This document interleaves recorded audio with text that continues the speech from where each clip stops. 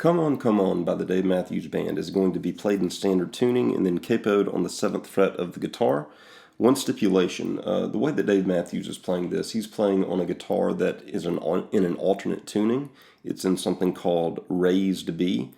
So if you watch him play, he's just playing out of like E-shaped formations off of like frets 1 and 2 on the neck. But unless you care to take all your strings off, put on a lighter gauge, and then tune it so that this 6th string is actually tuned to the same pitch as where I'm capoed on the 7th fret, and then do that for every other string, it's not very realistic to play it out of standard formation all the way down here like Dave Matthews does. So if you capo 7th fret, you can play the same chord shapes and the same pitch as Dave Matthews. It's going to be played with a pick, and the opening phrase begins with your first finger on the 3rd string 2nd fret. I'm going to be speaking relative to the capo. So once you're capoed on the 7th fret, frets 1 and 2, now I'm speaking. So first finger on the 3rd string 2nd fret, your 2nd finger on the 2nd string 2nd fret, and you're going to be strumming from the open 4 string all the way down across these fretted strings to an open 1 string. Occasionally in this chord, or probably more than occasionally, probably often, you hear the open 5 string also getting strummed. But you want to avoid the open 6 string in this chord. The way that you get the riff, it's just putting your ring finger down on the 2nd string 3 fret.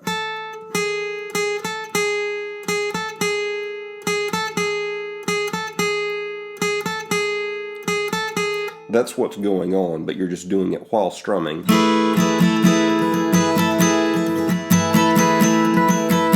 And that strumming pattern honestly is a little bit sporadic, and I've not counted to figure out where those hits are coming. I couldn't figure out the specific count. It was something that I just had to feel my way to. But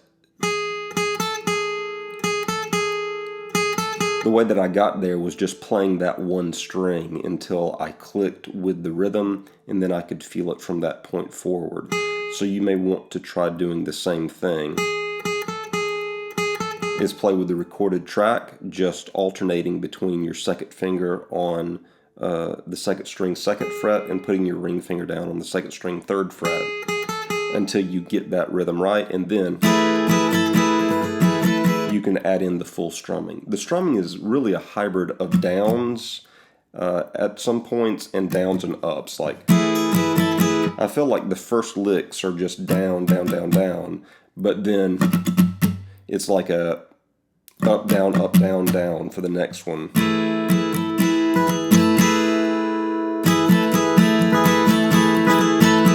So I'm sorry that I can't articulate that better, but it's something to maybe just feel your way to. Alright, so after this chord, you're going to move to an E shape.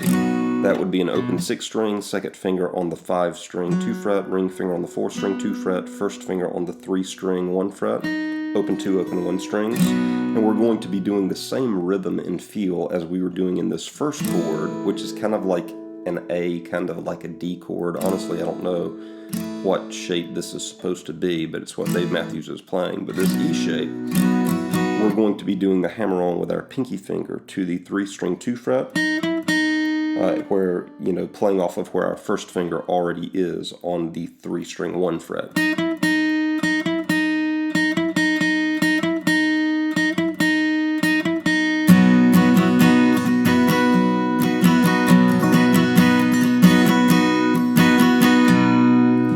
And then it just goes back. So you're going back and forth between chord 1 and chord 2.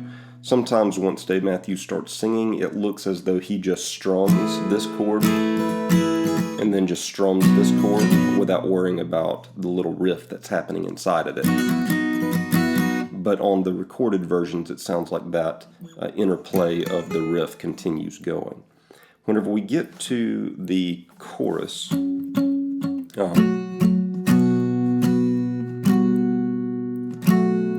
whenever we get to the chorus, honestly, live, it looks like Dave Matthews bails out of playing this, but on the recorded versions of this song and in the leaked versions that came out on the Batson sessions, you can hear the guitar a lot more prominently, And what it sounds to me like Dave Matthews is doing is the first chord is going to be sort of a version of a big E5 chord, where you're going to have your pinky finger on the 3-string, 1, 2, 3, 4 fret, the 3-string 4 fret.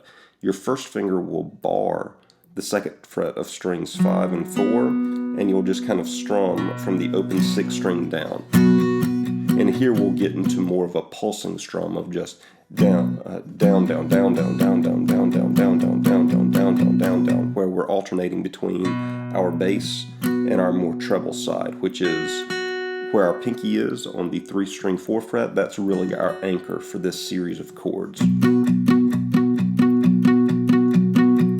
So it does that for like a count of 4, and then it goes to, we throw in the equivalent of a C note. So you would put down your 2nd finger on the 5-string 3 fret, leaving your first finger still able to fret the 4-string 2 fret, and your pinky finger remaining where it was on the 3-string 4 fret. And here we want to avoid the open 6th string and just go 5-string, 4-string, and 3-string. The next chord, we will leave our pinky finger where it was, but we're going to lift up our 2nd finger, and we'll pick up our 1st finger and move it from the 4-string 2 fret to the 5-string 2 fret, allowing string 4 to now be open in the middle. So we've got 5-string 2 fret, open 4 string, and then pinky finger still on 3-string 4 fret. We do our pulse there, and then it's going to end moving to this chord. We'll go with our 1st finger to the 6-string 2 fret. The 1st finger will be muting out the 5-string. We'll have an open 4 string. We'll have our 2nd finger on the 3-string 2 fret, and our ring finger already back, ready to go into position on the 2-string 1 fret. The 2-string 2 fret.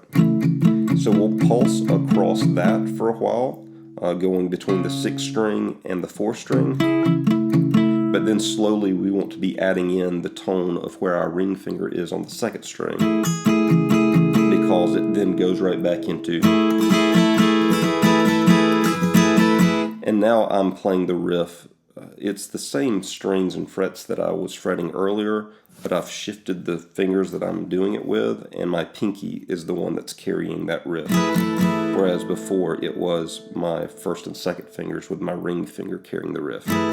So if you would rather play the chord like this at the end of our chorus, you would just have to grab with your thumb the 6th-string 2nd fret. And you could pulse like that and then just go back into the riff the original way. And then back to the E, back to the 1st chord, back to the E. Then whenever we get to our bridge, the bridge is going to be a B minor chord. 1st finger to the 5-string 2 fret, ring finger to the 4-string 4 fret, pinky finger to the 3-string 4 fret, 2nd finger on the 2-string 3 fret. It sounds like a B minor in the recordings here. Looking at Dave Matthews play it live, it looks like he might just be playing B octaves, like 1st finger on the 5-string 2 fret, 2nd finger on the 4-string 4 fret, but it sounds fuller to me as a B minor.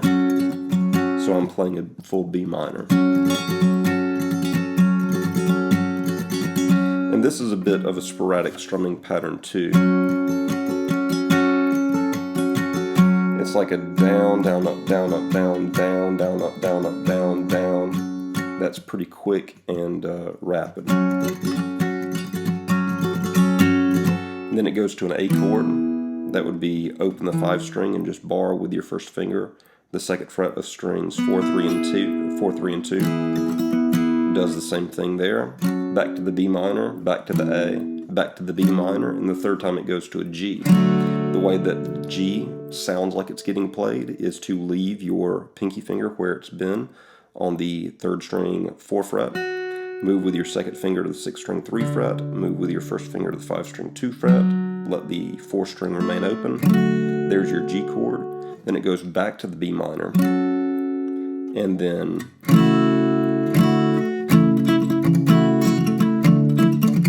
where we go back to this like F sharp chord that we were holding earlier. I would play it probably with my 1st finger on the 6th string 2 fret, my 2nd finger pulled back to the 3 string 2 fret.